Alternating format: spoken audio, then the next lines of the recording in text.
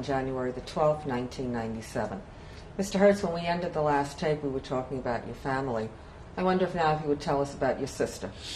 Okay, my sister was Elizabeth Flora Hertz. She was named after both her grandmothers.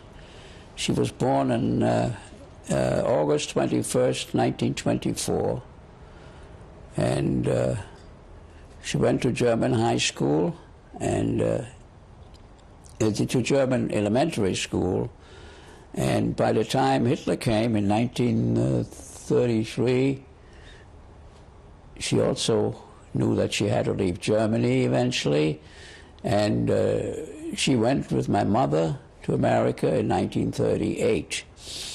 And again, at that time, we wanted to continue her education, and my mother was originally in New York with my sister, but the Jewish organization were running out of money in New York, so they sent them to Philadelphia. And the Jewish organization in Philadelphia ran out of money, so the Quakers began to take care of my mother and my sister. And my sister was given a scholarship at a very fine Quaker school, Friend Select School in Philadelphia. And when she graduated from that school, she was given the choice for a scholarship either for Bryn Mawr or Smith, and she decided to go to Smith College. I'd like to talk now to you about what it was like growing up in Germany and about your family. Would you describe your family as a religious family? Well, my family was not religious. My great-grandfather, Daniel Hertz, already had left the Jewish community. He was an attorney. He was one of the first Jewish lawyers in Hamburg, but he left the Jewish community. He was also personally a personal friend of Heinrich Heine, the famous writer. Well, you know the religious views of Heinrich Heine. So he had similar views. And my grandfather was also an attorney. He would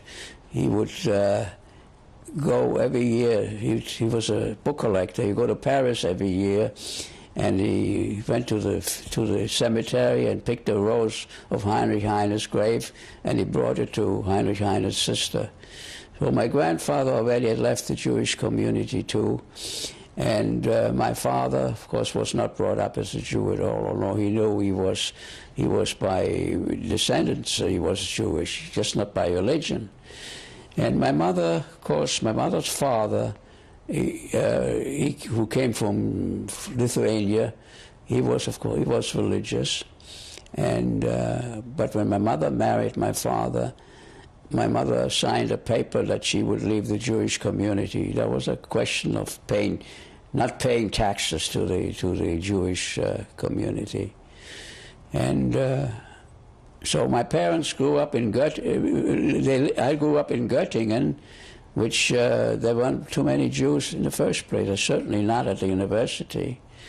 I went to school with the children, the sons and daughters of some very great German Jewish scientists in Göttingen, but there was nothing about religion. In fact, I never went to a synagogue in all my life until I came to America. The first time I went to a synagogue was when I came in October 1936, when my mother's uncle, Jacob Markel, took me to a synagogue. What was it like being a youngster growing up in a university town? Well, as I said, I met all these,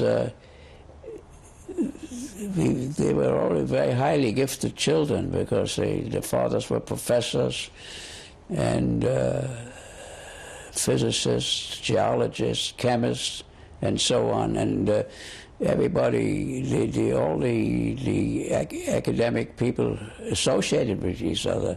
It was like a close community. They were all living apart. And as I said before, when Hitler came, they were all in the first 10 or 12 months. They were all discharged. There were probably, Göttingen was very famous as they used to call it the mathematical navel of the world. There was the other two great universities for mathematics and physics were Cambridge and Copenhagen.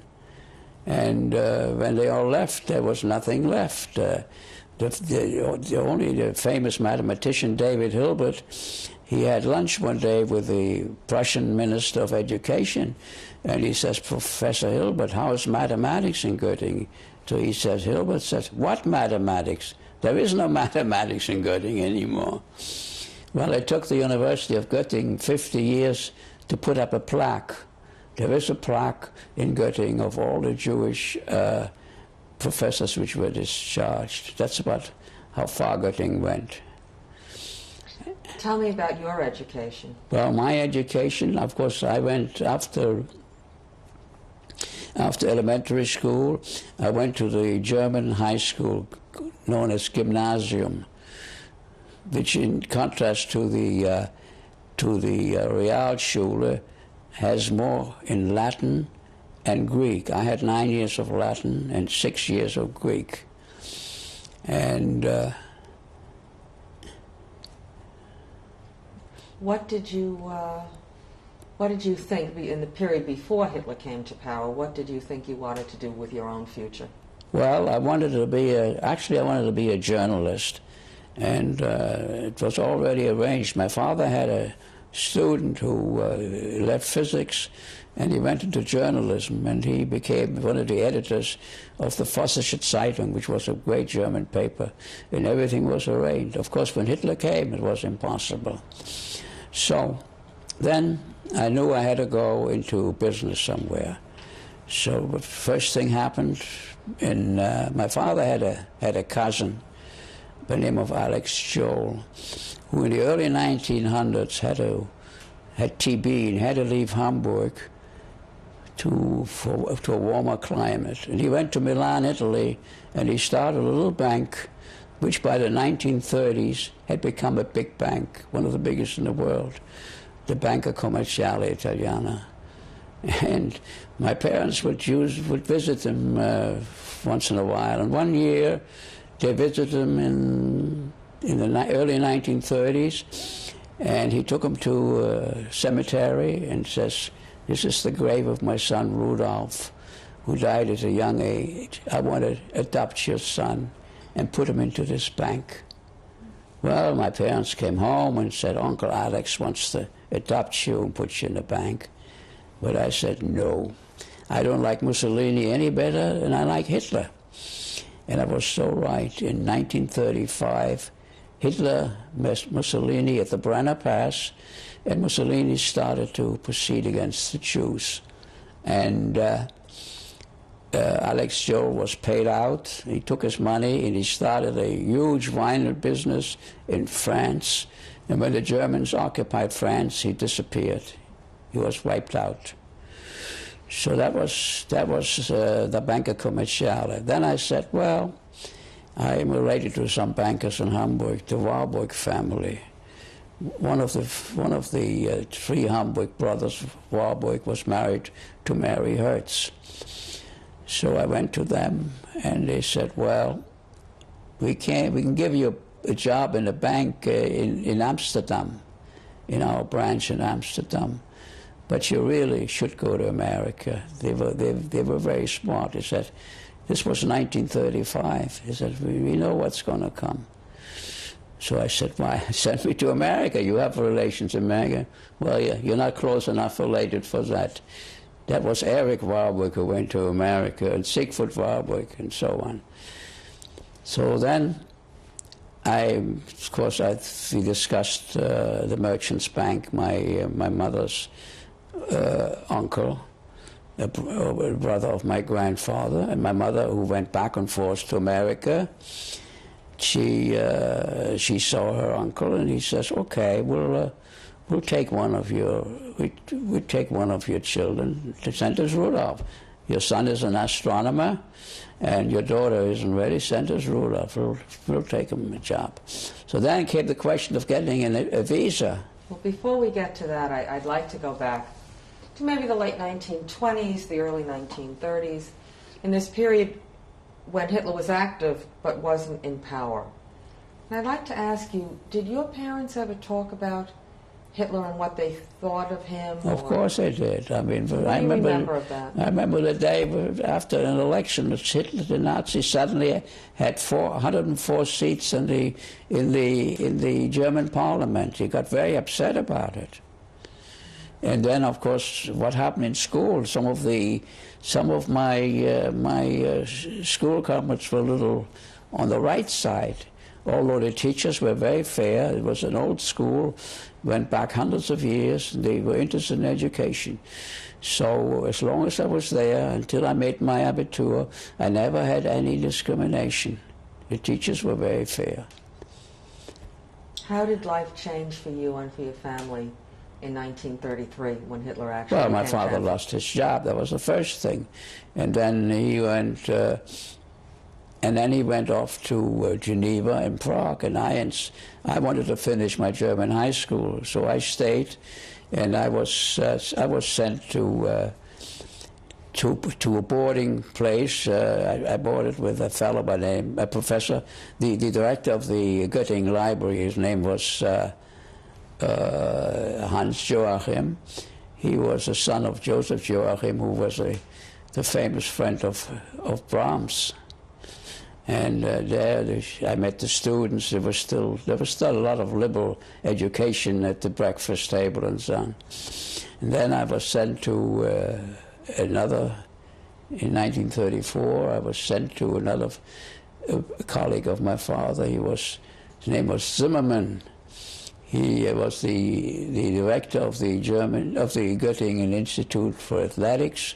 He was married to a Jewish wife, and he had to leave Germany too, eventually, and but I finished my German Abitur, and that's what I wanted, because the German education finally allowed me 2 years of college equivalent when I went to America. And where was the rest of your family during this time? Well, my brother was still studying in Hamburg astronomy. And my sister was with my parents in Geneva and later on in Prague. In 1936, my father was in Prague University. And what do you remember about the increasing anti-Semitism? Well, I mean, it was very obvious. First of all, by 1935, the director of the gymnasium was thrown out, although he was not Jewish, but he was replaced by a Nazi. And what changes did he make? Well, he tried some of the students had to go to the Hitler Youth and then the other organizations. Of course, I was exempt. I couldn't go. And did anything personally happen to you by? No, I had never any personal discrimination, I stayed friends with several students. Actually, there was one student became very close friend. His father was professor of theology. He was very tolerant, and later on, when the English occupied Germany, they made him the director of the theological faculty because he was the only one they could trust. That's the only school comrade I stayed in contact all my life. And what was his name? Bauer, Klaus Bauer. Mr. Hertz, you came from a family that was very assimilated, very much part of German history. Now the Nazis are trying to separate, and in many ways succeeded in separating the Jews from being German. Did you feel at this point that you were being separate from being German?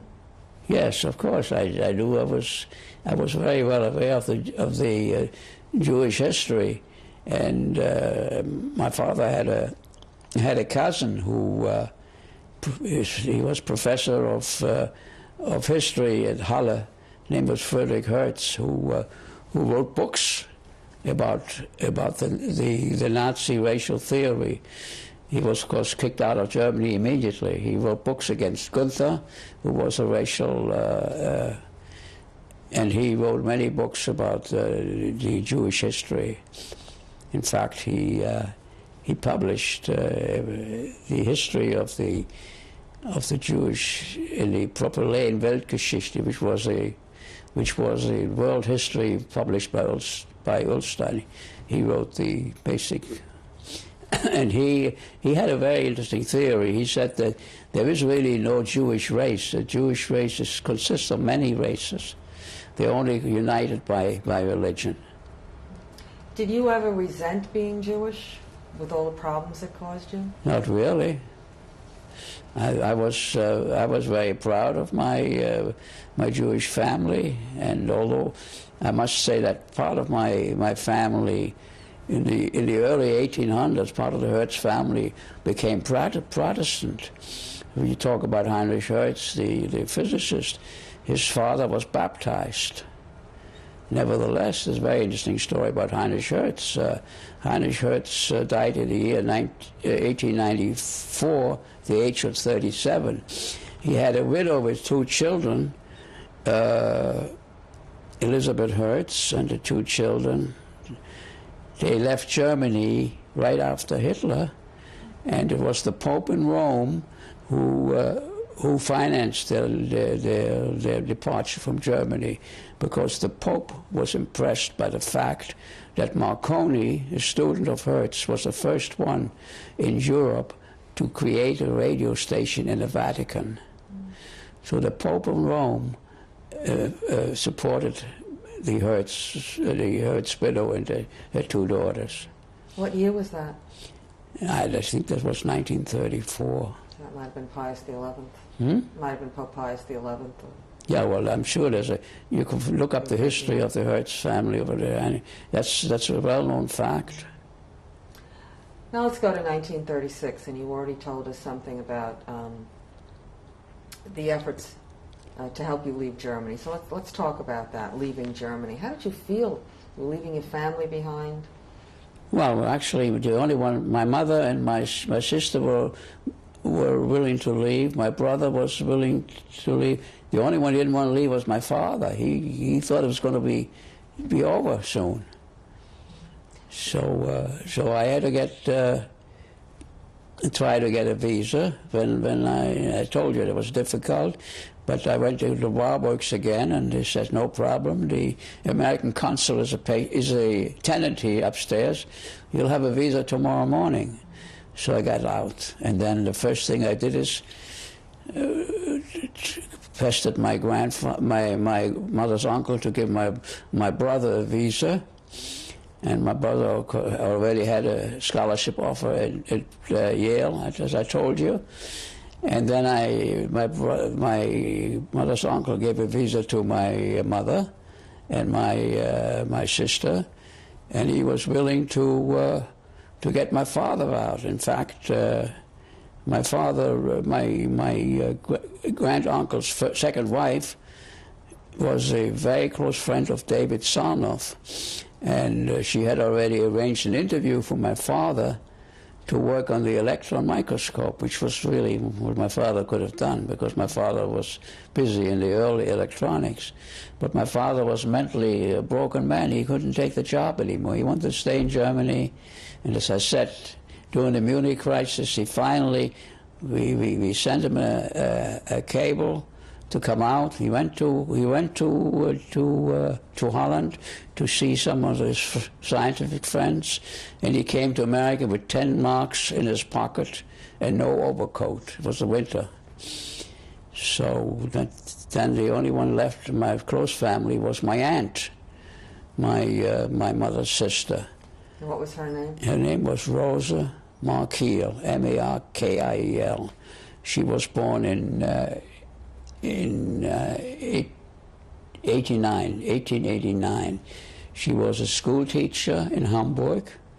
She taught in middle school. She was never married, but she lost her job. But she didn't want to leave Germany. She had a Gentile boyfriend, and about 2 or 3 weeks before Germany declared war on America, This was in 1941, I guess. Before Pearl Harbor, 2 or 3 weeks, there was a Quaker commission going to Hamburg, and they saw her and offered her to come to America, but she wouldn't go. She wouldn't go. She wanted to stay. And what happened to her, it happened to all the Hamburg Jews. She was taken out of Hamburg and sent to Lodz in Poland, as they called it in German, Litzmannstadt. And there is a book published by Yale University called The Chronicle of the Ghetto in Lodz. And it tells you exactly when the Jews from Hamburg came, and it shows you how they lived there for a few months, and then it turned out that the ghetto got too crowded, so they had to send the Jews from Hamburg out. They sent them upstream to a place called Chelmo, C-H-E-L-M-O, and while they were in the truck, they were all gassed. And we knew the exact date of when this happened, because the day after my aunt was gassed, her bank account at Warburg Company was confiscated. By the government. That shows you how efficient the Germans were in their extermination. Also shows you it was greatly a matter of money. What were your first impressions of the United States? Well, my first impression was, I got out of the boat and I see all those yellow taxis, and I never saw yellow taxis before. And then my grandfather picked me up from the boat, and he put me into a private home, and he gave me a room. And he says, took me to Temple on Friday night, and I met one of his associates, and they decided how I'm going to start the banking business. And of course, you got to start as a messenger in a bank, like the rest of the family. It was only a small bank, had only $5 million in deposit, and but I have to be very grateful. My uncle. My mother's uncle, Jacob Markel, saved my life. He got me out of Germany. And I stayed in the bank for the rest of my life. I just celebrated my 60th anniversary. Did you know any English when you arrived? Did I what? Did you know any English when you arrived here? Yes, I had studied English very strangely. I didn't have English in school, but I knew I was going to America. So first I had a woman friend of my mother teach me English, a teacher. And then I started to read Shakespeare in English.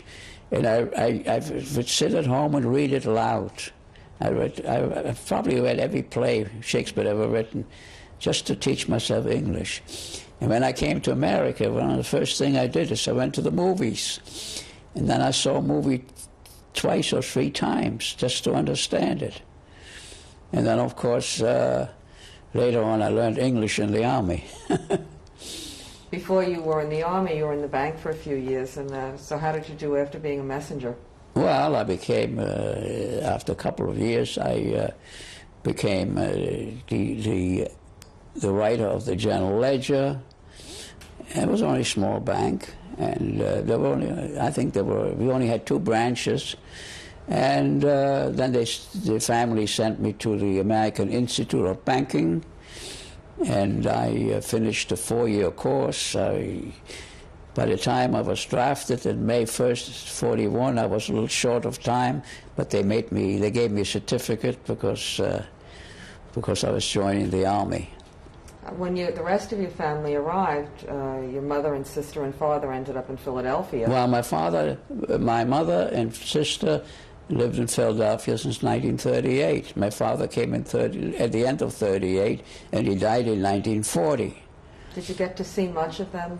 Did I what? Did you get to Philadelphia often to see them? Yes, I was in Philadelphia. My parents lived in a very simple place. They had, as I said, they were really supported by the Quakers, and my father was supported yet by the scientific fraternity in Princeton. They had a special group for the Jewish physicists and chemists, which Einstein was in charge, of course, and Niels Bohr in Copenhagen. There are all records of that. Let's go now to 1941, and we'll talk about your Army experience. Okay, I was drafted, and the first thing happened that they said, you can't join the Army, you have high blood pressure. I said, I have to join the Army. I can't go back to the Merchants Bank. They gave me a farewell party. I'm not going. So the doctor says, well, you walk around the block 3 times, and then you'll be okay. So I came in. I had no more high blood pressure. They sent me to Fort Dix, and after 2 weeks, they sent me to Fort Jackson, South Carolina. And I was put into a unit called the 56th Signal Battalion, which was the unit I stayed in for the rest of the war. I started as a private, and by the end of the war, I was a master sergeant. So first we went to the North Carolina maneuvers in the end of 1941, which was really ridiculous. We had no guns, except toy guns. We had no tanks. They used automobiles with a signed tank and so on. We had no equipment. And one day, a very funny story, the mess sergeant called us all together and says, "You're going on furlough to New York? Now, you know we're short of knives and forks here. I want you to go to Horn and Hardart and pick up the knives and forks, whatever you can, and bring them down." That was the Army in 1941. Then, of course, Pearl Harbor happened. And in May 1942, they sent me to Northern Ireland with the 56th Signal Battalion. And, but first, I insisted on becoming a citizen. I said, I'm not going to go overseas, be captured by the Germans without being a citizen. So I said, okay. So there was a special court in Fort Dix for those people who were in the Army, went overseas. And I became a citizen in 1942. Then we went to Northern Ireland, and I worked in on the American, in the code machine. And one day, a message came with a code that we were invading North Africa. And the next day came the message, your unit is going to be sent to Bristol, England. So I was sent to Bristol, England, and then they sent me to a special service to London to attend a school in British intelligence, to learn to deal and break maybe the German codes and ciphers. They sent me to intelligence school number, I don't know what, intelligence school number 5 or 6. And I was there about a week or two. I was a sergeant already, and I had the privilege of eating in the sergeant's mess. And I met an English girl who was also a sergeant, and she must have told him that I was born in Germany. We'll pause here to change the tapes.